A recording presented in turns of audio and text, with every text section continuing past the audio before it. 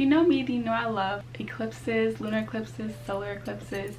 And if you don't know that, then hi, my name is Niles. Welcome to my channel, or welcome back. I often talk about the moon, what it's doing, all the cycles it's going through, and the new moon rituals and such. So if you're into that, you should subscribe and join the little community that's growing here. And ring the bell too, so you'll be the first to know when I upload. I love to interact with everyone and respond to comments and interact with people who like my videos. And I'm interested to see what you guys think of this new moon eclipse energy. So starting today, June 10th, we will be blessed with the energy of a new moon eclipse in the sign of Gemini. So this eclipse is the end of a cycle of eclipses that started last year. It is the sister eclipse to the lunar eclipse that happened a few weeks ago on May 26th, which I talked about in my last video. So today we're going to go over the new moon's astrological significance, what to expect, how it's going to affect you, and suggestions for what to do to navigate this new energy. So let's start with the new moon eclipse's astrological significance.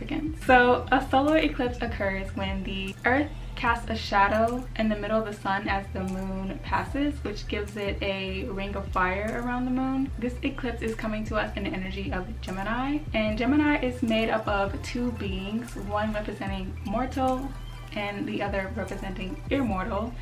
And they represent the duality that we experience living life in this reality on this planet. We have been conditioned to label things, people, experiences that we go through as good or bad, when really it's all up to our perception. Multiple truths can exist at the same time, and everything that we encounter as a collective and on an individual level serves its purpose. Because Mercury and Saturn are also in retrograde during this eclipse, you might find it helpful to look back on May 2020 or November 2020 or even December of 2011, if you can remember back that far. Not to dwell on what was happening, more so to reflect on what you've learned and how much you've grown, and praise yourself for the evolution that you've experienced. So like for me, if I think back to May 2020, I was feeling very lonely, as I'm sure many people were, as the pandemic forced us into isolation. And around November of 2020, I was healing through a separation that brought up feelings of abandonment, betrayal, being lied to, being manipulated, and all of that.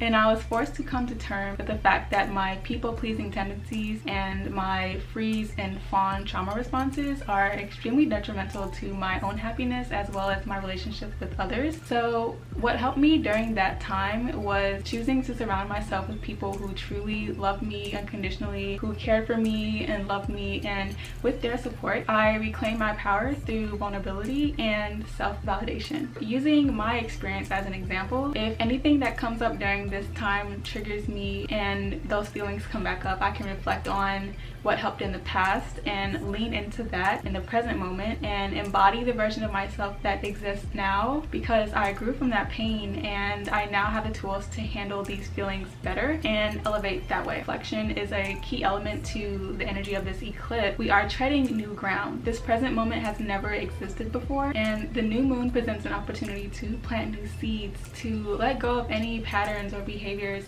that don't feel good, that aren't authentic to who you truly are, to start anew, to refresh yourself, taking into account who you were in the past, who you are now, and who you are becoming. Go slow with everything. Take time to think before you react. Really think about how you can show up for yourself and others more authentically. If you don't quite feel so clear about what to do or how to feel about whatever is coming up during this time, it's important to lean into your own intuition, meditate, journal, sit in silence or to some frequencies, tap into your internal guidance system, because you always know what's best for you. So that's all for this video, and like I mentioned earlier, Mercury and Saturn are currently in retrograde as well as other planetary happenings. So I'm going to continue to make these astro forecast videos every week. I took last week off to deal with some family stuff, but I'm back now, baby. So if you want to stay on top of things, stay aware, just have like some sort of navigational assistance during these times this summer and beyond, you should subscribe so you can stay on top of things and be backed up by a community that's also going through the same thing, and we can support one another. So I will see you all in the next video. Take care of yourselves. Bye.